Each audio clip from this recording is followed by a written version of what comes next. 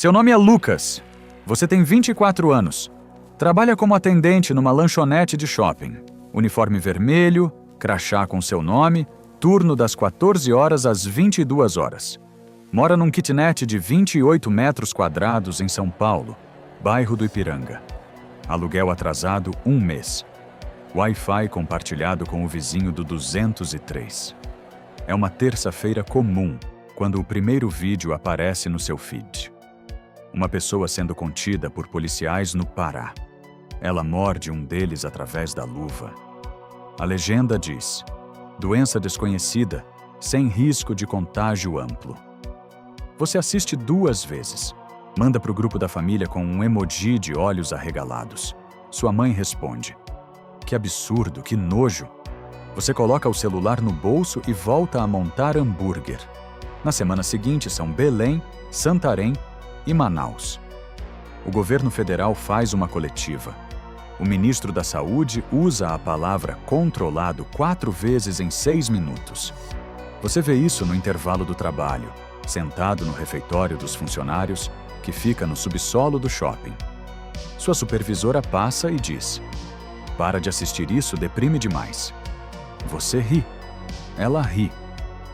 Na terceira semana, um vídeo diferente aparece. Filmado por alguém de dentro de um hospital de Manaus. Sem legenda, sem contexto.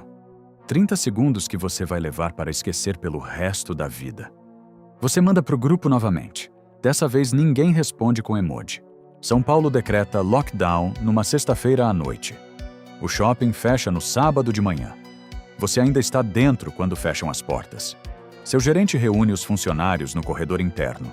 Diz que é temporário, que em 2 semanas reabre. Todo mundo assente. Ninguém acredita. Você vai para casa de metrô. O vagão está cheio porque muita gente ainda não entendeu que não devia estar na rua.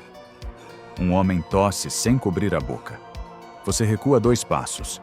No apartamento, 2 caixas de macarrão instantâneo, um pacote de arroz, 4 latas de atum, meia garrafa de azeite, 3 bananas.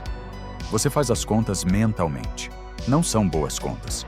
Vai ao mercado antes que feche. Encontra prateleiras pela metade. Pega o que tem. Na fila do caixa, um homem atrás de você está tremendo levemente. Você não sabe se é frio. Não pergunta. Nos primeiros dias fica na janela assistindo a rua esvaziar. É estranho como a cidade para. Não de uma vez. Vai parando. Um carro a menos, outro. Até que uma tarde você percebe que não passou ninguém em 40 minutos. Seu celular está sempre a 15% de bateria porque você fica com a tela ligada. Notícias. Depois, mais notícias. Depois, notícias que contradizem as anteriores. Você aprende a palavra zoonose e transmissão por aerossol e período de incubação. Você aprende também que o Brasil tem 215 milhões de pessoas e que os primeiros infectados chegaram no Tietê numa quinta-feira, 2 dias antes do lockdown. Você precisa ser honesto sobre uma coisa. Em 2 meses de lockdown, você não viu nenhum infectado. Nenhum! Você viu vídeos, viu noticiário, viu aquele vídeo de Manaus que não consegue esquecer. Mas com seus próprios olhos, na sua rua, no seu bairro, nada. E isso começa a fazer um efeito estranho na sua cabeça. Você começa a se perguntar se está exagerando. Se todo mundo está exagerando. O apartamento está silencioso. A rua está silenciosa. A vida virou uma rotina de notícias ruins que nunca chegam até você. Talvez seja gripezinha do norte, você pensa. E odeia ter pensado isso. A primeira vez que você vê de verdade é numa quinta-feira de manhã. Você foi até o mercadinho do seu Benedito buscar água. 6 da manhã, rua vazia, céu ainda roxo. Tem uma mulher parada no meio da calçada. De costas para você. Parada completamente. Você para. Instintivamente. Ela está de pijama, cabelo solto, despenteado, os pés descalços no concreto frio, os braços levemente afastados do corpo, como se estivesse prestes a fazer alguma coisa, mas esqueceu o quê. Você fica olhando por uns 10 segundos. Ela vira. Não como uma pessoa vira quando ouve um barulho. Devagar, com curiosidade. Ela vira de uma vez, rápida, mecânica, como uma câmera ajustando o foco. O rosto dela. Você já viu pessoas doentes?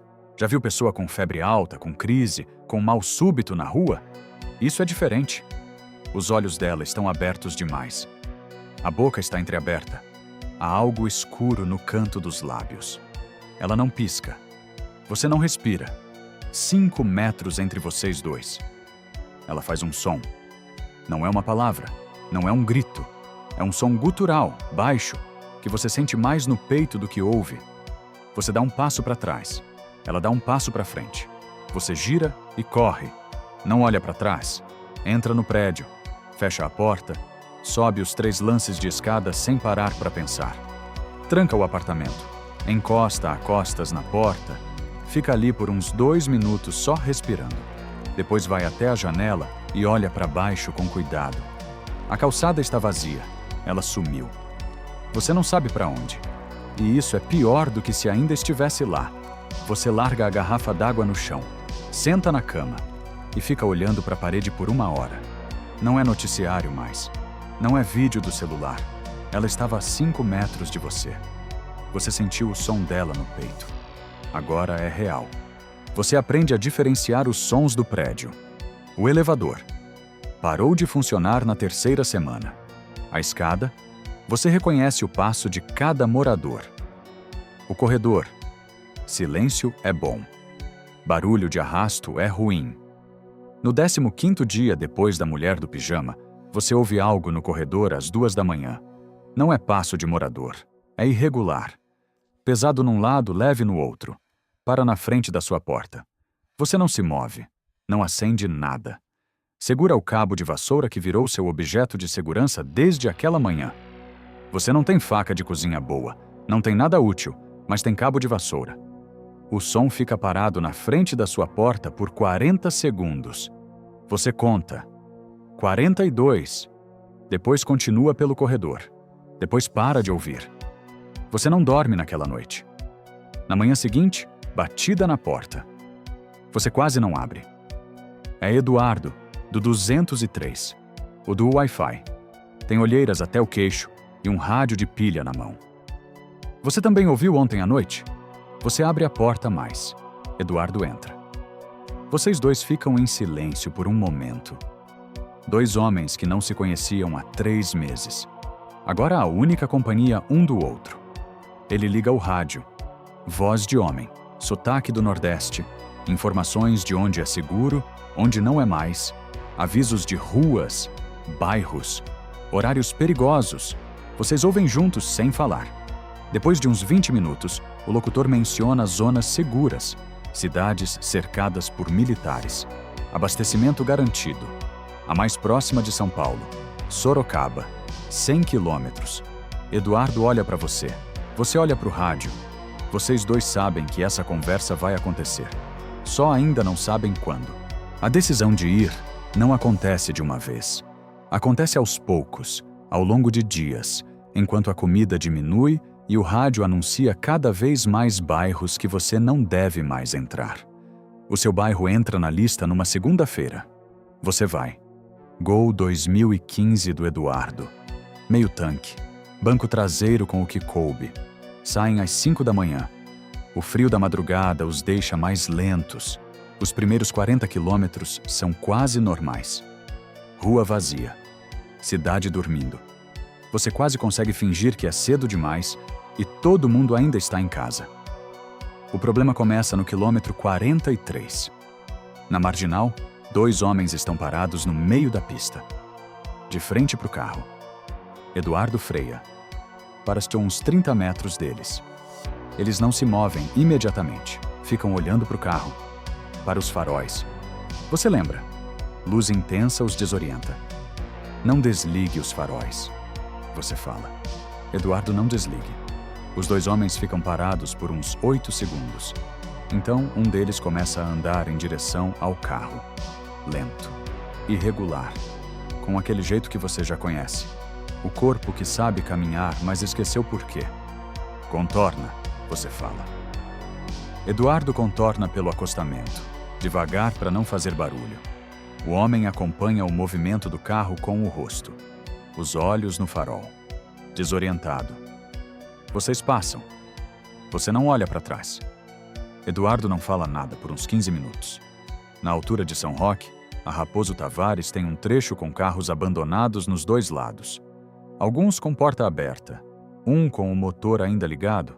Você ouve o ronco lento quando passam. Tem um tênis no meio da pista. Só um. O par não está em lugar nenhum que você possa ver.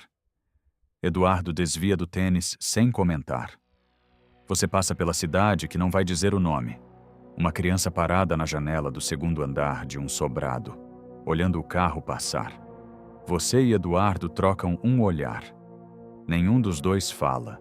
Nenhum dos dois para. A barreira de Sorocaba aparece no quilômetro 98.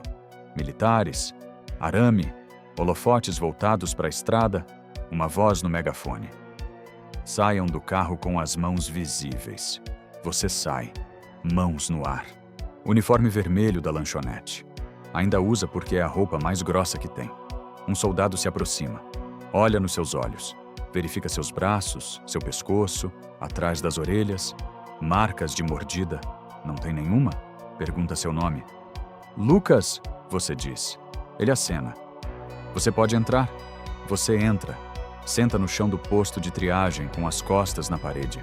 E só aí percebe que estava com o maxilar travado desde o Ipiranga. Abre a boca. Ouve o estalo.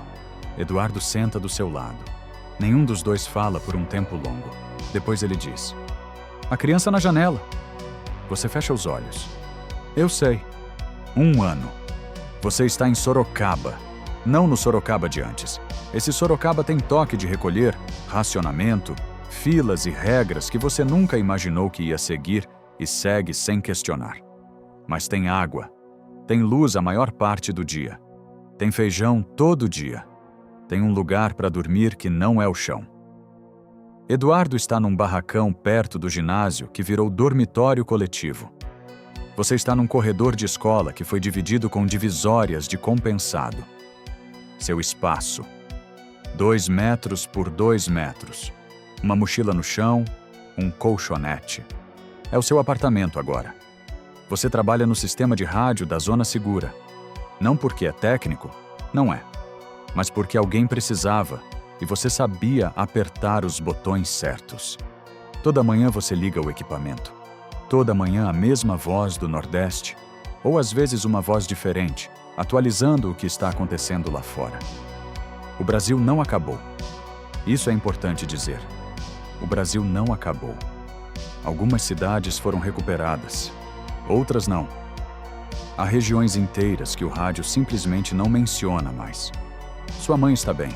Você descobriu isso no mês 8, por um sistema de mensagens que funciona entre zonas seguras. Lento, cheio de buracos, mas funciona. Seu irmão de Campinas. Você ficou sabendo no mês 7. Você não vai falar sobre isso agora. Toda terça-feira à tarde, você vai até a borda do perímetro. Fica olhando a estrada. Não porque está pensando em sair, só porque precisas lembrar que existe um lado de fora, que o mundo ainda continua lá. Diferente, mas lá. Você tem 25 anos. Você trabalhou num shopping, morava sozinho, atrasava o aluguel. Você não era preparado para nada disso. E está aqui, 1 ano depois, ainda aqui.